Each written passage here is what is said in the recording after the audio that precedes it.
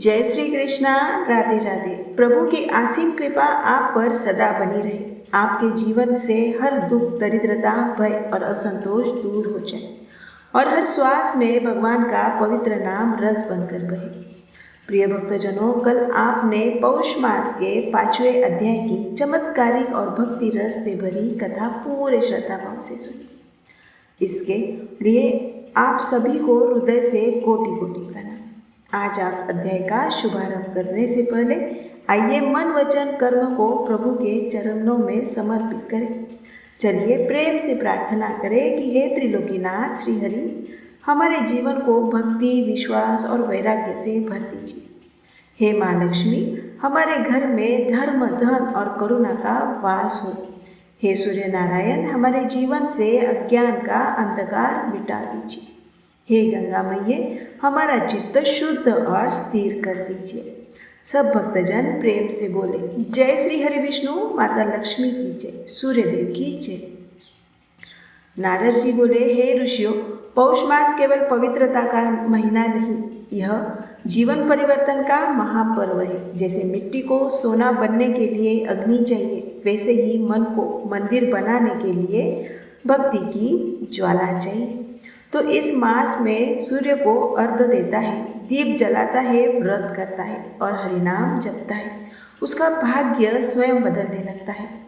पिछले अध्याय में आपने सुना था कि नंदिकेश्वर कार्तिकेय जी को साथ ले जाने आए। कृतिकाएं पुत्र योग में व्याकुल हो गई। कार्तिकेय जी ने उन्हें आध्यात्मिक वचनों से समझाया और माता पार्वती द्वारा भेजे गए विश्वकर्मा निर्मित रत्न जड़ित रथ पर सवार होकर कैलाश की ओर प्रस्थान किया। यात्रा में चारों ओर मंगल शकुन दिखाई दे। क्षण भर में कुमार कैलाश पहुंचे। वहां अविनाशी वट वृक्ष के नीचे ठहरे। कैलाश के राजपथ रत्नों से जड़े थे। केले के स्वर्ण स्तंभ, चंदन पल्लों की बंधनवारे, पूर्ण कलश और रत्न दीपों से सजा। माता पार्वती ने लक्ष्मी, सरस्वती, दुर्गा, लक्ष्मी आदि सभी देवियों को आगे करके पुत्र का स्वागत किया। महेश्वर स्वयं गणों सहित पधारे। कार्तिकेय माता की गोद में समा गए। सबने उन्हें बहुत आशीर्वाद दिया। सभा में क्षीरसागर शाही भगवान विष्णु रत्न सिंहासन पर विराजमान थे। उनका मुख प्रसन्न हो, ओठों में मुस्कान थी। कार्तिकेय ने उन्हें देखते ही रोमांचित होकर प्रणाम किया। फिर शुभ मुहूर्त में सैकड़ों स्वर्ण घोड़ों से तीर्थ जल का अभिषेक हुआ। भगवान विष्णु, ब्रह्मा, शिव आदि ने उन्हें मुकुट, कौस्तुभ, वनमाला, अस्त्र शस्त्र और दिव्य ज्ञान भी प्रदान किए। कुछ समय बाद कार्तिकेय का देवसेना से और गणेश जी का रिद्धि सिद्धि से विवाह संपन्न हुआ। पार्वती का मन पुत्रों से परिपूर्ण हो गया। नारद जी ने पूछा, प्रभु, जब श्री कृष्ण स्वयं अपने अंश से पार्वती पुत्र बने तो गणेश जी का मस्तक क्यों कटा? श्री नारायण बोले, एक बार शिव जी ने क्रोध में आकर सूर्य पर त्रिशूल चला दिया। सूर्य मूर्छित हो गए। कश्यप जी ने क्रोधित होकर शिव को श्राप दिया, तेरे पुत्र का भी मस्तक कटेगा। आशुतोष शिव ने सूर्य को जीवित कर दिया और श्राप को स्वीकार कर लिया। यही कारण बना गणेश जी के मस्तक विच्छेदन का। जानश्रुति राजा और रेको महात्मा गोदावरी तट के पैठन नगर में जानश्रुति राजा राज्य करते थे। उनके यज्ञ से कल्पवृक्ष तक कार्य बढ़ गए थे। एक बार हंसी रूपी देवताओं ने कहा, जानश्रुति का तेज भी रेको ब्राह्मण से कम है। राजा ने रेको को खोजा। रेको जी बोले, मैं रोज गीता का 6वां अध्याय जपता हूँ, इसी से यह तेज है। राजा ने उनसे 6वां अध्याय सीखा और मोक्ष प्राप्त किया। अभी आप सुनिए गीता के 6वें अध्याय का सार। भगवान श्री कृष्ण कहते हैं, जो कर्म फल की आसक्ति छोड़कर कर्तव्य करता है वही सच्चा सन्यासी और योगी है। मन को वश में करो, एकांत में कुशासन पर बैठो, शरीर, गर्दन, सिर सीधा रखो, नासिका अग्र पर दृष्टि मेरे चिंतन में लीन हो जाओ। जो नियमित आहार निद्रा रखता है वही योग से क्लेश मिटा सकता है। समाधि में योगी अपने भीतर असीम आनंद का अनुभव करता है। यही बहुबंधन से मुक्ति है। यहीं पर गीता के 6वें अध्याय का सार समाप्त होता है। अब सुनिए वह परम कल्याणकारी स्तोत्र जिसे सुनते ही भगवान दौड़े चले आते हैं। हे श्री हरि विष्णु जी, जैसे आपने गजेंद्र का ग्राह के मूस से छुड़ाया, वैसे ही हमारी हर विपत्ति से हमें मुक्त कीजिए। आइए पूरे मन से सच्ची श्रद्धा से गजेंद्र मोक्ष स्तोत्र का पाठ करते हैं। हे प्रभु, जिनके प्रवेश मात्र से यह देह और इंद्रियां चेतन की तरह व्यवहार करने लगती है, जो ओंकार से लक्षित है, जो प्रकृति और पुरुष रूप में हर शरीर में व्याप्त है, उन सर्वशक्तिमान परमेश्वर को मैं मन ही मन स्मरण करता हूँ। हे नाथ, मेरी रक्षा कीजिए। जिनके सहारे यह पूरा संसार टिका हुआ है, जिनसे यह संसार उत्पन्न हुआ है, जिन्होंने प्रकृति की रचना की है और जो स्वयं उस प्रकृति के रूप में प्रकट है, फिर भी इस जगत के सर्वथा परे सर्वोपरि, ऐसे बिना किसी बाहरी कारण के स्वयंभू भगवान की मैं शरण में हूँ। हे प्रभु, मेरी शरण स्वीकार कीजिए। जो अपनी संकल्प शक्ति से सृष्टि के समय प्रकट होते हैं, प्रलय में लय हो जाते हैं। इस कार्य कारक रूपी संसार को निर्लिप्त साक्षी की तरह देखते रहते हैं।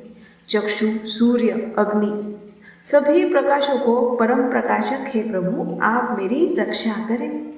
तीनों लोग और उनके पालकों को भी समय के साथ नष्ट करने वाले, अंधकार से परे अपने परम धाम में सर्वव्यापी होकर सब दिशाओं को प्रकाशित करने वाले हे भगवान, मेरी रक्षा कीजिए। जो विभिन्न नाट्य रूपी में अभिनय करके जगत का संचालन करते हैं, जिनका वास्तविक स्वरूप साधारण जन तो क्या, सात्विक देवता और महर्षि भी नहीं जान पाते, ऐसे दुर्गम चरित्र वाले भगवान मेरी रक्षा करें। जो अनंत शक्तियों से युक्त होकर भी सभी प्राणियों को आत्मबुद्धि प्रदान करते हैं, बिना किसी स्वार्थ के सबका हित करने वाले परम साधु स्वभाव वाले उन प्रभु को मेरा बारंबार नमस्कार है। ऋषि मुनि अखंड ब्रह्मचर्य और कठोर व्रतों से देखने को ललायित रहते हैं। हे नाथ, वही आप मेरी एकमात्र गति है, जिनका न जन्म होता है, न अहंकार, न नाम है, न रूप, फिर भी सृष्टि और प्रलय के लिए अपनी इच्छा से जन्म धारण करते हैं।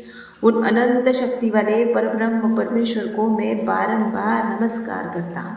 मेरा शत शत नमन है। स्वयं प्रकाशित, सबके साक्षी, मनवानी और चित्त से परे, विविध और निवृत्ति धर्म से प्राप्त होने वाले मोक्ष सुख स्वरूप सतराज तम गुणों को धारण करने पर भी निर्गुण, सर्वज्ञ, सर्व के स्वामी, अंतर्यामी, बिना कारण के भी परम कारण, वेद शास्त्रों के परम तात्पर्य, हे प्रभु, आपको मेरा बारंबार नमस्कार है।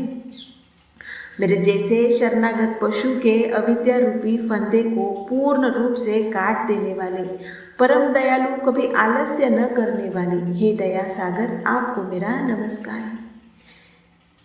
अपने अंश से सभी जीवों के हृदय में अंतर्यामी बनकर विराजने वाले, कुटुंब मोह में फंसे लोगों को कठिनाई से और मुक्त पुरुषों के हृदय में निरंतर चिंतन से प्राप्त होने वाले सर्वसमर्थ परमेश्वर को मेरा नमस्कार है।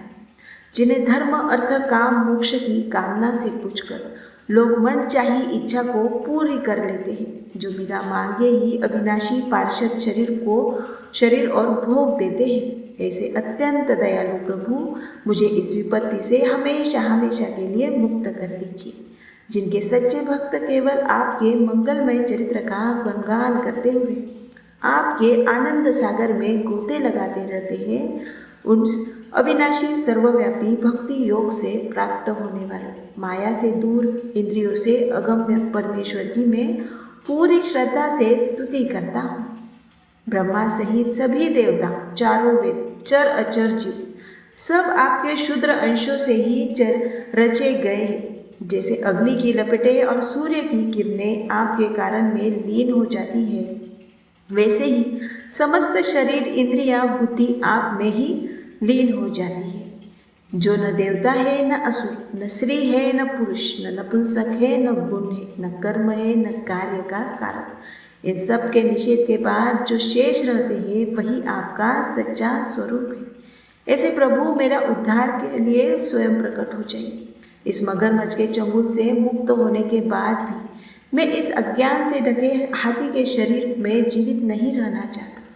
मैं इस अविद्या रूपी अहंकार में पूरी तरह मुक्त होना चाहता हूँ, जिसका नाश केवल आपकी कृपा और ज्ञान से ही होता है। इसीलिए संसार के रचयिता स्वयं संसार रूप में प्रकट, फिर भी संसार से परे उसमें खिलौने की तरह खेलने वाले अजन्मा सर्वव्यापी सर्वोत्तम श्री हरि, आपका मैं स्मरण करता हूँ। आपकी ही शरण में आता हूँ, जिन्होंने योग माया से समस्त कर्म जला दिए, जिन्हें शुद्ध हृदय वाले योगी देखते हैं, उन योगेश्वर भगवान को मेरा नमस्कार है। जिनकी त्रिगुणामयी शक्ति का वेग असह्य, जो इंद्रियों से भी इंद्रिय है, उन शरणागत वत्सल प्रभु को मेरा नमस्कार है। जिन्हें अविद्या ढक लेती है, उन अपार महिमा वाले भगवान की मैं शरण लेता हूँ। जय श्री हरि, जय श्री हरि, जय श्री हरि। साक्षात चक्रधारी भगवान विष्णु गरुड़ पर सवार होकर प्रकट हुए। गजेंद्र ने सूंड में रखा कमल उन पर चढ़ाया और पुकारा, हे सर्वपूज्य भगवान श्री हरि, आपको मेरा बारंबार नमस्कार। प्रभु सरोवर में कूदे, ग्राह्य सहित गज को बाहर खींच लिया और एक ही क्षण में सुदर्शन चक्र से मगर का सिर काटकर गजेंद्र को मुक्त कर दिया।